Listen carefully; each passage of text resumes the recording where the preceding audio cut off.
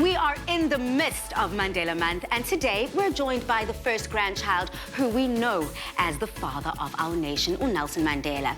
But her book states she's more than her surname. She's welcomed in this world as a mother of two, a nurse, a social activist, and an author, Ndileka Mandela. Hi, Palisa, and to add on that, I'm a grandmother. Oh, wow, congratulations! To a beautiful 4-year-old. Apparently, Nje Umama is tall and beautiful. Yeah, she is. She really is, and with a mouth to match. I love that. I can't wait to meet her. But before we get into the kids and the grandkids, I just want to take a bit of a step back into your incredible philanthropic efforts and work, especially when you created Uthembekile Mandela Foundation. I mean, that is after Ubabwako, someone that you hold very, very dear to your heart. So can you just tell us about that and how the efforts to enhance education in rural communities, how's it going? Well, it has its challenges. You know, we confronted in the rural areas with children that don't have amenities, which is where we come in as a Thembekile Mandela Foundation, where we improve libraries, sports facilities, computer labs and laboratories. And to that effect, one of our beneficiary schools, which is Clarkbury, a school that Granddad went to when he was young. I think he did grade 3 and 4 there.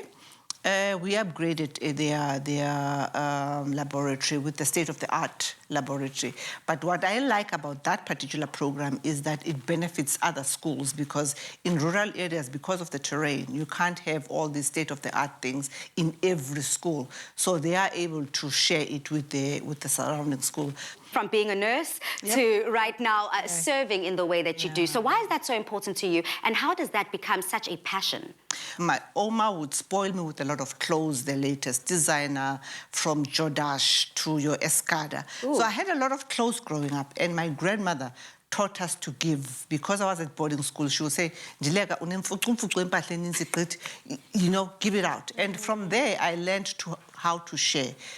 Come, my grandfather, you know, he had that thing of giving. But he also encouraged us. Whenever we would go to Kunu, he would say, look, darlings, it's important to give back to the community that made you who you are. And for me, my gripe has always been that in the rural areas, there are children that are gifted. But because of the lack of amenities, they slip through the cracks and they would go to nyawope and drugs and. So it's important to use the Mandela name, to leverage on it, to make sure that we draw funding to be able to help these communities. I think that you're doing such an incredible job. I mean, being born into the Mandela legacy must have been something not easy, huge feats to fill. So I have to find out, before we go any further, how has that shifted, whether it is what you do on a daily basis from Utata's passing, if at all?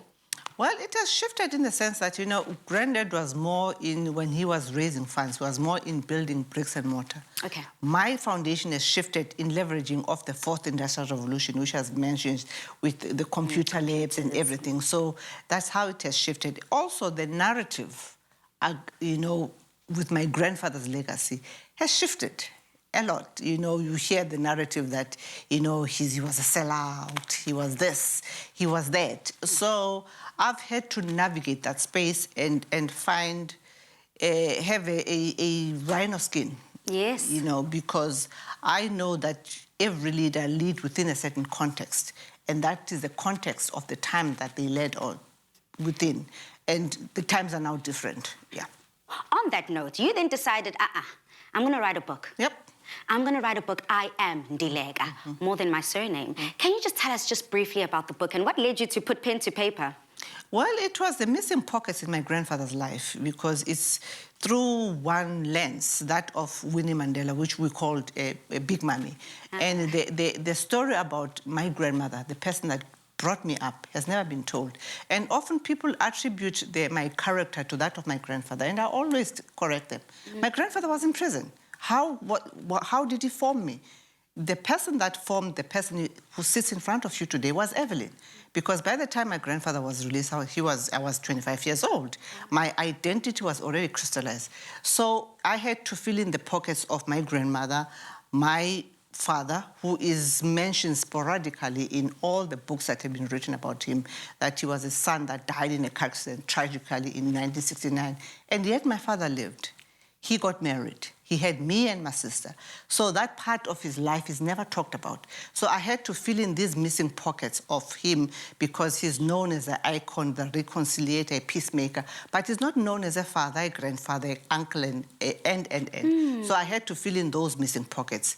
And lastly, the fact that, people think that being a Mandela is living in a lap of luxury. You wake up the next day, you pick up the phone and call Oprah because you're on speed dial with Oprah. Vele phela. Yeah. And everyone is just serving you, Kanjeni. And when you come in, they say, okay, how much money do you need? They give you a blank check. No.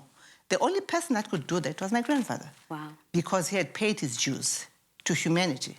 I still have to pay mine to be able to wield that type of power. Wow. And this is what I'm doing through the Thembekile Mandela Foundation. Mam Dilega, I also just have to bring up the point that you have mentioned, Uguti. We know the revolutionary icon. We know the strong man that fought for us, but you know a different side. Yeah. So is it safe to say, or can I say, you experienced a normal grandfather? I mean, he only really came full in when you were 25. So how was that relationship? Was it quite personal? It was personal because I started seeing him when I was 16 years old at Robben Island, when he was still in prison. So every June holidays, I would then go and see him. But we forged a very strong relationship.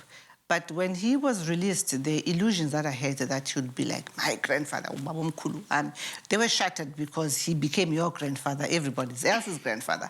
So that was hard for me to reconcile with because I thought, oh, at last we can go to movies, I can go with him for coffee. Yeah. That did not happen to an extent that there was a time that we're not even on speaking terms because I could not reconcile the person that he was. I suddenly had to make an appointment to see him.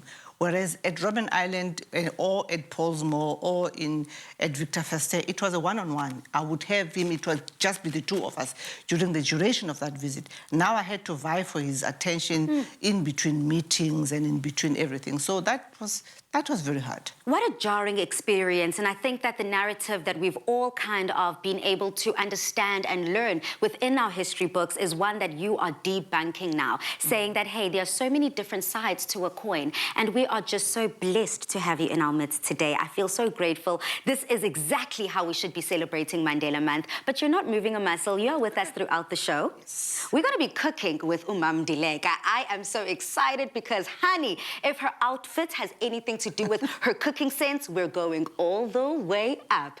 Now, there's just so much more that I would like to chat with Undilega about, but she'll be back with us on Thursday, and we're going to delve deeper into her inspiration behind her own book, I Am Ndilega, More Than My Surname. But now we're heading into the kitchen with Chef Dumi. Dumi, what are we cooking?